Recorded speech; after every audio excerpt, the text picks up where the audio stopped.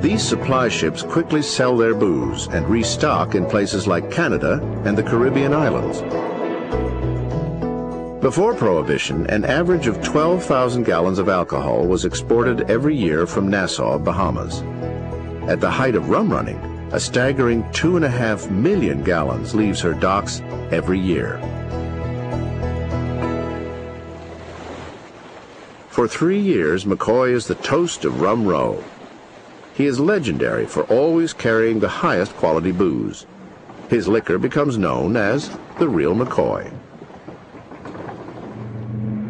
In 1923, however, the Coast Guard arrests McCoy, and his reign abruptly ends. Rum Row, however, continues to thrive. By 1924, it is believed that hundreds of supply ships lay anchored off the coast from Maine to Florida, flooding the eastern seaboard with liquor. Boats of every kind journey out to Rum Row and bring the liquor to land. Sometimes, rum runners even use submarines.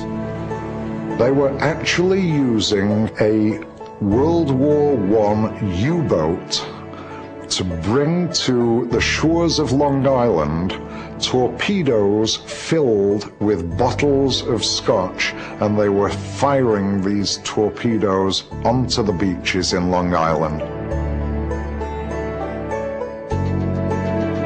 More typically, fishing boats venture past the 3-mile limit to bring the booze ashore. But soon, the law pushes the international border from 3 miles to 12 miles. Now the rum runners need stronger and faster boats. Many turn to boat builder Fred Skopanich of Freeport, New York. My father didn't have any problem with building the boats for the rum runners. He wasn't operating the boat, so he was not under any fear of being caught or charged with anything, and that's all. It was free. He was free and clear. At first, Skopanich builds sea skiffs for the rum runners. Roughly 35 feet long, these boats could hold up to 200 cases of liquor. The sea skiffs are great rum runners because of this flat bottom section. It allows the boat to run aground without tipping over. The liquor can then quickly be unloaded and the boat easily pushed back out to sea. But the sea skiffs are slow and are about to become obsolete. In 1925, 5 years into Prohibition, the United States government ups the ante. They appropriate $14 million to beef up the Coast Guard's meager fleet. Like the rum runners before them, the Coast Guard hires Fred Skopanich. The yard was building the rum runners' boats on one side of the yard, and on the other side of the yard they were building Coast Guard boats. Coast Guard absolutely knew what was going on in all of the yards. Still, the Coast Guard commissions 38-foot powerboats built for speed. Their main request is that they achieve at least 24 miles per hour. The rum runners, of course, knew this, so whatever rum boat was built had to be faster than these boats. To help the rum runners stay one step ahead of the Coast Guard, Skopanich outfits his rum running boats with Liberty airplane engines. Originally designed for use in World War I fighter planes, the Liberty helps lead the Allies to victory. Now, after the war, there are some 11,000 available as Army surplus. These engines were perfect in weight and size for a 35, 40-foot boat. It was a V12 engine. It was 550 horsepower. And they were beautiful, beautiful running engines. Skopanich's answer to the Coast Guard is a boat like this, a 42-foot rum runner called the Betty Ann. This boat could outrun the Coast Guard easily. It had 2 of the Liberty V12 550 horse engines in it. She could carry probably 400 cases of liquor, and the boats were sparse. There was nothing in them. There were no toilets, no galleys, no cooking facilities. Just it was a 4-hour boat. You ran out for 2 hours and ran back for 2 hours. That was it.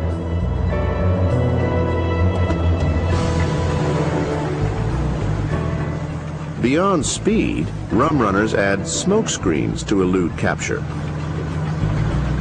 By dripping oil into the exhaust system, a boat could completely cloak itself on a dark night in the open ocean.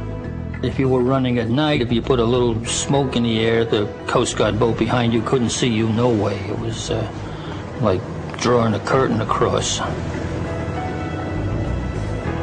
Rumrunners also developed clandestine radio stations operated with encryption codes to transmit secret messages. Sometimes they radio in fake distress calls and send the Coast Guard on wild goose chases. Skopinich even makes some of his boats bulletproof. To make it bulletproof, they built the pilot house out of double wall material. In other words, like a house, an inner wall and an outer wall. Then they poured the pilot house full of beach sand. With speed and a repertoire of ruses, the Rumrunners usually stay one step ahead of the law. But the Coast Guard turns the tables when they capture a rum-running speedboat equipped with Liberty engines. She is called the Black Duck. The Coast Guard mounts a machine gun on the bow of the Black Duck and goes after the Rumrunners. They will soon have an epic showdown with a fisherman-turned-rum-runner named Carl Ryder, captain of the notorious Artemis. My father was becoming a nemesis to the commander over New London. The commander took it on as a pet project that he was going to catch the Artemis come hell or high water. It was actually August of 1931. They had gone out and loaded up from a Canadian boat as usual. As he was coming in, all of a sudden, the machine gun that was mounted on the front of the Black Duck just opened up on him. And they started just filling the boat with bullets. Carl Ryder claims the Coast Guard opened fire unprovoked. The Coast Guard claims Ryder tried to ram them. Yuli Fiedler, then 21 years old, was on shore, ready to unload the illegal liquor. I was waiting on the beach with the unloading gang for the Artemis to come in, and we heard all this damn shooting down there. We didn't know what the hell was going on, all that shooting and the lights flashing down the Orient. You could look practically, you could see it right straight along the beach. They shot Johnny Johnson, his mate, right through the head. And then he put it right into the pilot house and shot the spindles of the wheel right out of his hand. And he looked down at the sulfur from the bullets. It made him dizzy. He looked down and his compass was spinning around, and he fell back and he put his feet up on the wheel. Steering with his feet, Carl Ryder rams the Black Duck. He then zigzags his boat toward shore with the Coast Guard on his tail continuing to fire. Soon the Black Duck begins to take on water, and she is forced to give up the chase. She limps back to shore, and the Artemis heads home. My father was able to get the boat into Orient. He slipped it between two rocks, and there he felt it would be well hidden from anybody who was looking for it. The next day, daylight, airplanes come looking for that boat, and they couldn't find it because they had it covered up with branches, and they started stripping her. Taking out the motors, parts of the motors and stuff like that, and they had her covered up. And the Coast Guard looked and looked for that boat, and they couldn't find it.